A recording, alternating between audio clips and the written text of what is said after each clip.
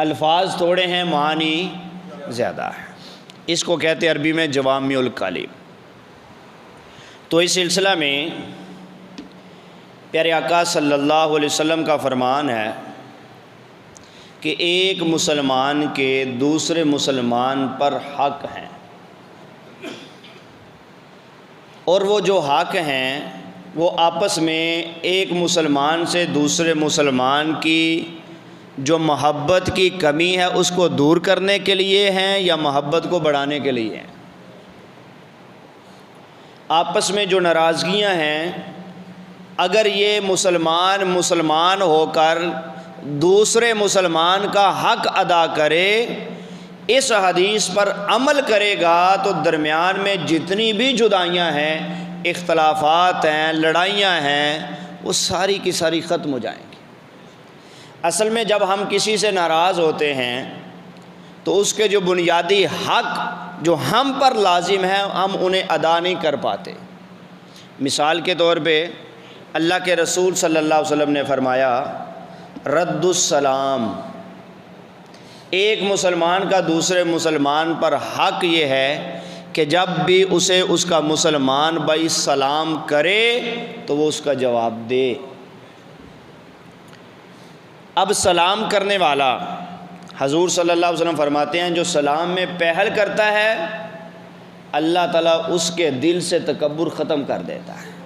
اللہ اکبر۔ کیونکہ جو متکبر ہوتا ہے وہ کہتا ہے میں کیوں سلام کروں، وہ دوسرا مجھے سلام کرے اس کا حق بنتا ہے، میرا منصب اونچا ہے، میرا خاندان اونچا ہے، میری عمر زیادہ ہے، میرا علم زیادہ ہے، وہ ان چیزوں کے ارد گرد ہی گھومتا رہتا ہے۔ لیکن پیارے آقا صلی اللہ علیہ وسلم فرماتے ہیں کہ مسلمان کا مسلمان پر حق یہ ہے کہ جب اسے کوئی مسلمان سلام کرے تو وہ کیا کرے، اس کا۔ یہ بات تو حقیقت ہے نا، جس سے آپ ناراض ہوں آپ سلام نہیں کرتے، اور اگر وہ آپ کو سلام کرے تو آپ اس کا جواب نہیں دیتے۔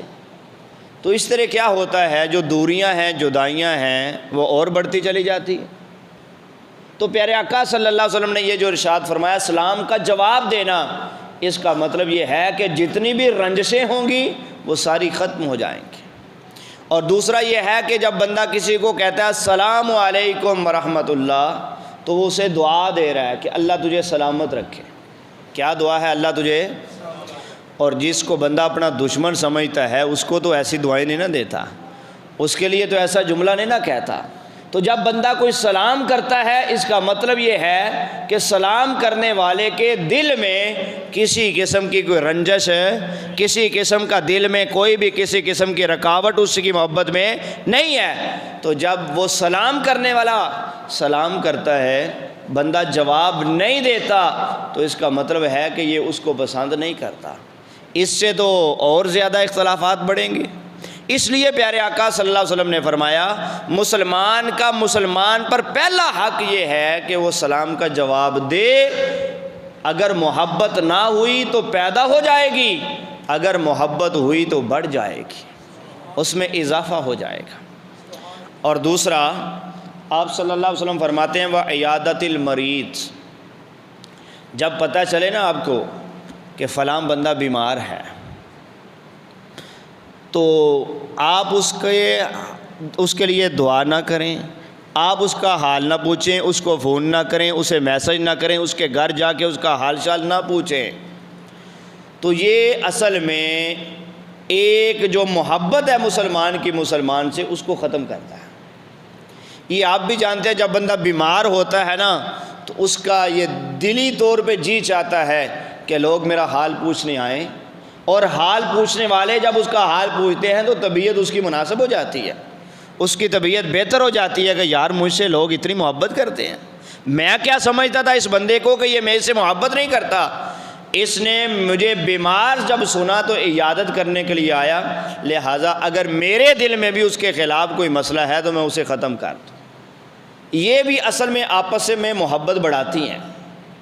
آپ کسی بیمار کا حال پوچھنے جاتے ہیں، پیارے آقا صلی اللہ علیہ وسلم نے کیا خوب ارشاد فرمایا جب کوئی بندہ اپنے گھر سے کسی بیمار کا حال پوچھنے کے لیے جاتا ہے نا جب تک وہ واپس اپنے گھر میں قدم نہیں رکھ دیتا وہ جنت کی نہروں میں غوطہ لگا رہا ہوتا ہے۔ اللہ اکبر کبیرہ۔ جنت کی نہروں میں غوطہ لگانے کا مطلب یہ ہے کہ اللہ اس کو اس عمل کے بدلے میں جنت بھی دے گا اور جنت کی نہریں بھی عطا فرمائے گا۔ اللہ اکبر۔ یعنی یہ اس کو معمولی سا عمل نہ سمجھیں، ایک ایک قدم جو آپ گئے ہیں واپس آئے ہیں، گھر آنے تک ایک ایک قدم آپ کا جنت میں درجے کو بلند فرما رہا ہے، ایک ایک قدم جنت میں درجے کو بلند فرما رہا ہے۔ اور علماء نے لکھا ہے کہ جتنا ثواب مسجد میں نماز پڑھنے کے لیے آنے کا اور جانے کا ہے، اتنا ہی ثواب بیمار کا حال پوچھنے کے لیے آنے جانے کا ہے۔ یعنی آپ اللہ کی عبادت، حقوق العباد ادا کرنے کے لیے آئے ہیں تب بھی اتنا ثواب ہے۔ کسی مریض کا، بیمار کا، ہمسائے کا، نمازی کا، حتیٰ کہ اپنے رشتہ دار کا، جتنا اس سے رشتہ آپ کا گہرا ہوتا جائے گا اتنا اس کی عیادت کرنے کا ثواب بڑھتا چلا جائے گا۔ آپ نے حق اسلام بھی ادا کیا ہے، وہ مسلمان ہے، اگر وہ ہمسایہ ہے تو حق ہمسائیگی بھی ادا ہوا ہے، اگر وہ آپ کا رشتہ دار ہے تو حال پوچھنے سے حق قرابت داری بھی ادا ہوا ہے۔ گویا عمل ایک ہے اور اس کے بدلے میں اللہ 3 اسے بڑی نیکیاں عطا کرتا ہے۔ ایک اسلام کا حق اس نے ادا کیا، ایک ہمسائیگی کا، اور ایک قرابت داری کا، رشتہ داری کا حق ادا کیا، تو اس سے آپس میں جو ہے وہ جدائیاں ختم ہوتی ہیں۔ پھر پیارے آقا صلی اللہ علیہ وسلم نے فرمایا وَاتِّبَاعِ الْجَنَائِزِ، جب کوئی مسلمان پتہ چلے کہ وہ فوت ہو گیا، دنیا سے تشریف لے گیا، تو حضور فرماتے ہیں جو زندہ لوگ ہیں ان پر حق ہے کہ اس کی نماز جنازہ میں شریک ہوں۔ یہ سب اگر فرشتہ فوت کرنے کے لیے آ سکتا ہے، اس کی روح لے کے جا سکتا ہے نا، تو اللہ حکم دے تو اس کا جسم بھی لے کر جا سکتا ہے۔ اللہ فرمائے جس کو فوت کرنا ہے روح کے ساتھ اس کا جسم بھی لے آؤ، کوئی جنازہ، تدفین، تکفین کچھ نہیں ہوگی، روح آئی ہے جسم بھی ساتھ آ جائے۔ فرشتہ اٹھا کے لے جا سکتا تھا لیکن فرشتہ روح لے گیا، جسم ہمارے سپرد کر دے گیا۔ اس لیے سپرد کر گیا کہ کئی بندے ایسے ہوتے ہیں کہ اگر ان کی نماز جنازہ پڑھی جائے تو پڑھنے والوں کی بخشش ہو جاتی ہے، اور کئی بندے ایسے ہوتے ہیں کہ جنازہ پڑھنے والوں کی برکت سے اللہ میت کی بخشش فرما دیتا ہے۔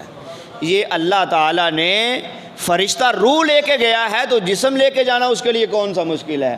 اگر رب فرمائے تو اس نے نافرمانی تو نہیں کرنی، تو رب کا اس جسم کو ہمارے سپرد کر دینا وہ بھی ہمارے فائدے کے لیے ہے۔ اگر نیک ہوا تو پڑھنے والوں کے لیے بخشش ہو جائے گی، اگر بد ہوا تو پڑھنے والوں کی وجہ سے اس کی بخشش ہو جائے گی۔ آپ ذرا دیکھیے تو صحیح، مسلمان جب مسلمان کا حق ادا کرتا ہے تو اللہ اس کے بدلے میں اس کی بخشش بھی فرماتا ہے، اس کے لیے آسانیاں بھی فرماتا ہے۔ وَإِجَابَةِ الدَّعْوَةِ، 5واں فرمایا جب کوئی دعوت دے تو دعوت کو قبول کرے، یہ نہ کہے غریب ہے یہ مجھے کیا کھلائے گا، یا میں جب پہلی دفعہ گیا تھا اس نے کچھ نہیں کھلایا تھا۔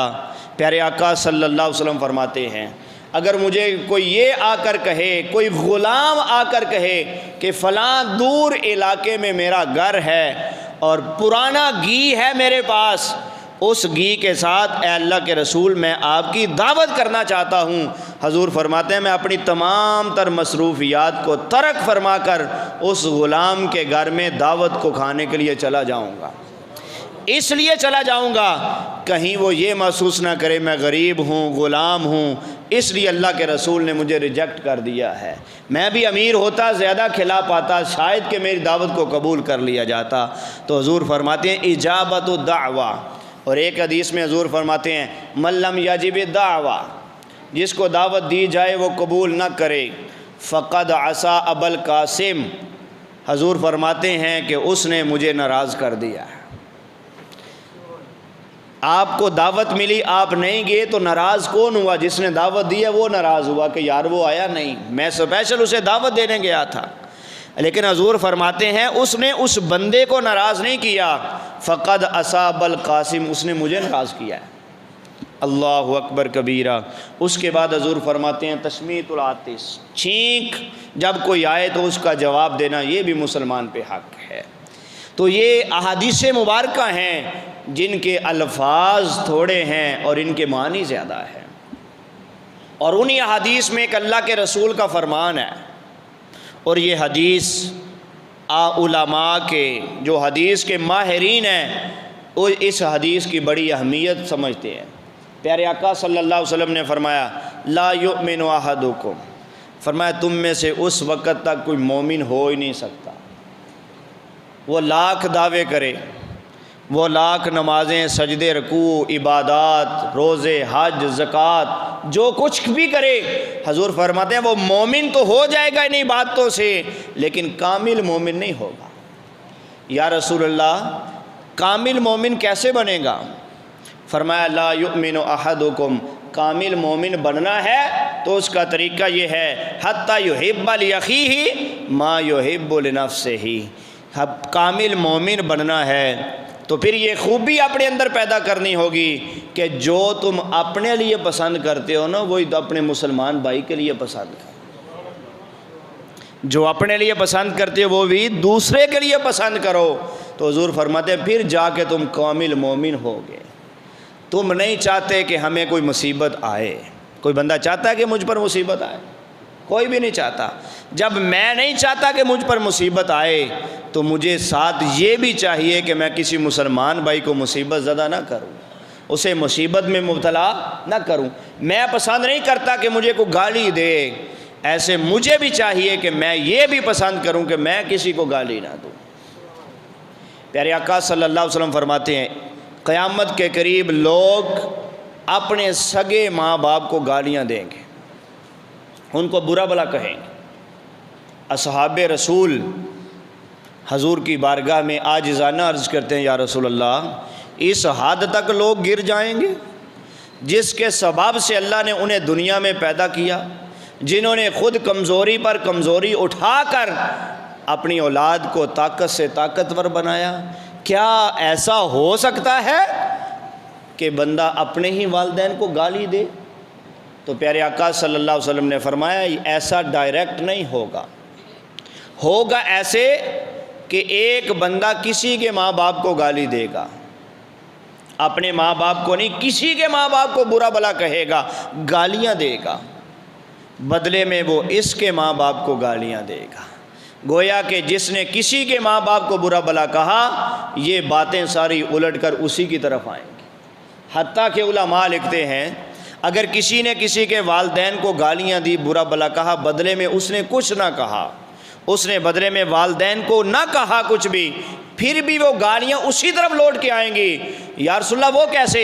فرمایا اگر بندہ جواب نہیں نہ دے گا تو اس کی حفاظت کے لیے جو اللہ نے فرشتے مقرر کیے ہیں وہ رب سے دعا کریں گے یا اللہ اس بندے نے جو برا بھلا کہا ہے یہ اس کے والدین کو نہ پہنچے بلکہ کہنے والے کے والدین کی طرف واپس لوٹا دے۔ اگر بندہ جواب نہ دے تو فرشتے اس کے ان جملوں کو جو ہے واپس لوٹا دیتے ہیں، آخر وہ بات چلتی کہنے والے کی طرف خود لوٹ آتی ہے۔ فرمایا اے صحابہ ایسے لوگ اپنے والدین کو برا بھلا کہیں گے، کسی کے کہیں گے وہ بدلے میں اس کو کہے گا، دونوں ہی ایک اپنے ہی حقیقت میں والدین کو برا بھلا اور گالیاں دے رہے ہیں۔ تو کوئی بندہ یہ پسند نہیں کرتا، کوئی بندہ یہ پسند نہیں کرتا کہ مجھے کوئی نقصان دے۔ حضور فرماتے ہیں کہ تو جو اپنے لیے پسند کرے وہی دوسرے کے لیے پسند کر، تکن مؤمنا، تو کامل مومن ہو جائے گا، کامل مومن ہو جائے گا۔ میں مومن کی بات نہیں کر رہا، اسلام ہم سے ایمان کا تقاضا بھی کرتا ہے، لیکن ایمان کا تقاضے کے ساتھ ساتھ زیادہ اسلام کا تقاضا یہ ہے کہ اللہ اور اس کے رسول چاہتے ہیں کہ یہ مومن ہی نہ ہو بلکہ کامل مومن ہو، اس کے ایمان میں کوئی کمی باقی نہ رہے۔ اس لیے حضور فرماتے ہیں کامل مومن وہ ہے جو اپنے لیے پسند کرے وہی اپنے بھائی کے لیے پسند کرے۔ اللہ اکبر کبیرہ۔ اگر یہ صفت یہ خوبی آج ہم اپنے اندر پیدا کر لیں تو کوئی بندہ کسی کا حق مارنے کے لیے تیار نہیں ہوگا، کوئی کسی کا مال غصب نہیں کرے گا، کوئی کسی پر ظلم نہیں کرے گا، کیونکہ کوئی بندہ پسند نہیں کرتا کہ مجھ پر ظلم ہو، مجھ پر زیادتی ہو، میرا کوئی مال ہڑپ کر جائے، حضور فرماتے ہیں کہ یہی کامل مومن کی نشانی ہے۔ حضرت امام ابو داود رحمۃ اللہ تعالی علیہ فرماتے ہیں، حدیث کے امام ہیں، سنن ابی داود شریف ان کی کتاب ہے بڑی مشہور، صحاح ستہ میں چوتھے نمبر پہ ان کا نام آتا ہے۔ آپ فرماتے ہیں میں نے 5 لاکھ احادیث لکھی ہیں۔ کتنی لکھی ہیں؟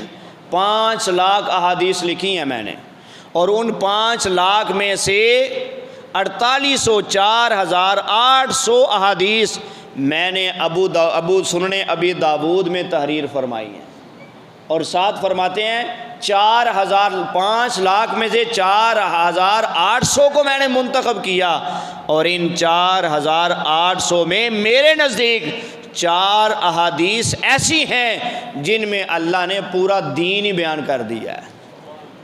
5 لاکھ احادیث میں سے چلتے باقی رہ گئیں 4 احادیث جس میں پورا دین ہی بیان کر دیا۔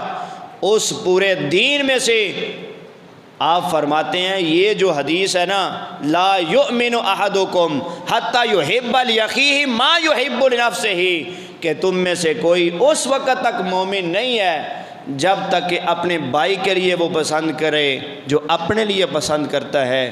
آپ فرماتے ہیں جتنا بھی دین اللہ کے رسول لے کے آئے ہیں نا، یہ ایک حدیث اس پورے دین کا چوتھا حصہ ہے۔ یعنی اگر کوئی بندہ اس ایک حدیث پہ عمل کر لے تو اس کے ایمان کا جو کوارٹر ہے، اس کے ایمان کا جو چوتھائی حصہ ہے اس حدیث پر عمل کرنے کی وجہ سے مکمل ہو جائے، پورا ہو جائے گا۔ اس حدیث کو علماء نے اتنا پسند فرمایا ہے، اور معاشرہ وائز آپ دیکھیں، آپ سوسائٹی وائز دیکھیں تو حقیقت بھی یہی ہے کہ ہر بندے کو یہاں یہ پڑی ہوئی ہے کہ بس میرے حقوق۔ آج میاں بیوی اور معاشرتی اور گھریلو مسائل میں صرف مسئلہ یہ ہے کہ ہر بندہ اپنے حقوق لینا جانتا ہے، بس جو اپنے فرائض ہیں اس کے بارے میں کوئی جانتا ہی نہیں ہے۔ بیوی نے صرف یہ پڑھا ہے کہ میرے حقوق کیا ہیں، خامد نے صرف یہ پڑھا ہے کہ میرے حقوق کیا ہیں۔ اگر دونوں نے یہ بھی ساتھ پڑھا ہوتا کہ ہمارے فرائض کیا ہیں تو کبھی بھی ان میں جدائیاں پیدا نہ ہوتی، کبھی بھی ان میں اختلاف اور لڑائیاں پیدا نہ ہوتی۔ ہر بندے نے جو لینا ہے اس کو یاد رکھا ہوا ہے، اور جو دینا ہے اس کی طرف کسی کو پرواہ ہی نہیں ہے۔ حالانکہ اسلام میں جو بندے کے حقوق جو اس نے دوسروں کے پورے کرنے ہیں، اس کا قیامت کے دن سوال ہوگا اس بندے سے۔ اگر اس کے کسی نے پورے نہیں کیے تو اس سے سوال ہوگا اس بندے سے، اس کے بارے میں پوچھ گچھ، اور کسی قسم کا جو ہے یہ بندہ مسئول نہیں ہے۔ اللہ اکبر کبیرہ۔ پیارے آقا صلی اللہ علیہ وسلم فرماتے ہیں ابغض الرجال، فرمایا اس کائنات میں بڑے بڑے بد نصیب ہیں، بڑے بڑے ایسے لوگ ہیں جن کو اللہ بڑا ہی ناپسند کرتا ہے۔ بے نمازی ہے اس کو اللہ بڑا ناپسند کرتا ہے، بے زکاتی ہے اس کو بڑا ناپسند کرتا ہے، استطاعت کے باوجود حج نہیں کرتا اللہ اسے ناپسند کرتا ہے، توفیق اور طاقت کے باوجود روزے رکھنے میں ٹال مٹول کرنے والے کو بھی اللہ ناپسند کرتا ہے۔ لیکن اللہ کے رسول فرماتے ہیں ابغض الرجال، اس کائنات میں جو اللہ کو سب سے ناپسندیدہ بندہ ہے نا، وہ ہے الالد الخصام، خصم۔ فرمایا وہ بندہ ہے جس کا مزاج ہر وقت جھگڑا کرنے والا رہتا ہے، جس کے مزاج میں ہر وقت غصہ رہتا ہے، جس کی پیشانی میں ہر وقت جناب والا کروٹیں پڑی رہتی ہیں غصے کی وجہ سے، جسے پنجابی میں کہتے ہیں کہ اے دے نک تے ہر وقت غصہ ہی رہنا ہے۔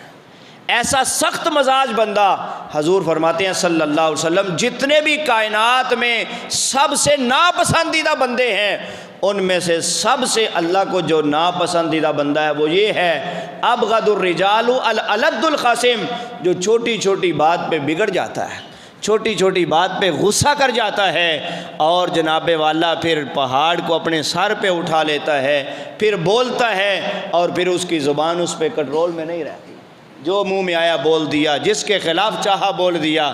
فرمایا الالد الخصیم۔ اور ایک حدیث میں حضور صلی اللہ علیہ وسلم فرماتے ہیں من یحرم الرفق یحرم الخیر کلہ کما قال۔ حضور فرماتے ہیں جس کے مزاج میں نرمی نہیں نا، جس کے مزاج میں نرمی نہیں، یحرم الخیر کلہ، حضور فرماتے ہیں میں سمجھتا ہوں اس کے پاس جہنم سے بچنے کے لیے ایک نیکی بھی باقی نہیں رہے گی، وہ ہر نیکی سے محروم ہو گیا۔ جس کے مزاج میں اللہ نے نرمی پیدا فرمائی ہے، وہ بات کو بڑے تحمل سے سنتا ہے، برداشت کرتا ہے، حوصلہ رکھتا ہے، اگر اسے بری لگے تو وہ اس کو معاف کر دیتا ہے۔ ایسا نرم مزاج بندہ، حضور فرماتے ہیں اس کا یہ عمل اور ایسا نرم مزاجی والا جو اس کا رویہ ہے، یہ حقیقت میں اللہ کے ہاں ہر نیکی کے قبول ہونے کی نشانیوں میں سے ہے۔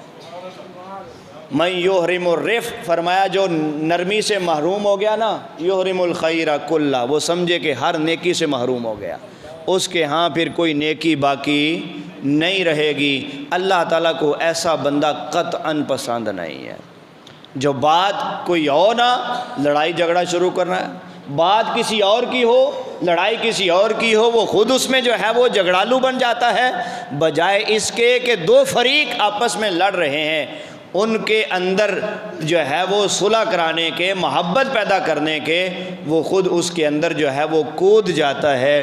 ایسے بندے کو اللہ پسند نہیں کرتا۔ اگر آپ تھوڑا غور فرمائیں نا تو ویسے بندے بھی اس بندے کو پسند نہیں کرتے، ایسے بندے کو لوگ بھی پسند نہیں کرتے۔ لوگ پسند نہیں کریں گے تو رب کیسے پسند فرمائے گا؟ لیکن جس کے مزاج میں اللہ نے نرمی رکھی ہے، اللہ اکبر، یہ خوبی اللہ قسمت والوں کو عطا کرتا ہے۔ یقین جانیں یہ جو نرمی والی خوبی ہے، نرم مزاج والی، یہ اللہ کے رسول کی سنت ہے، یہ اللہ کے رسول کا مزاج ہے۔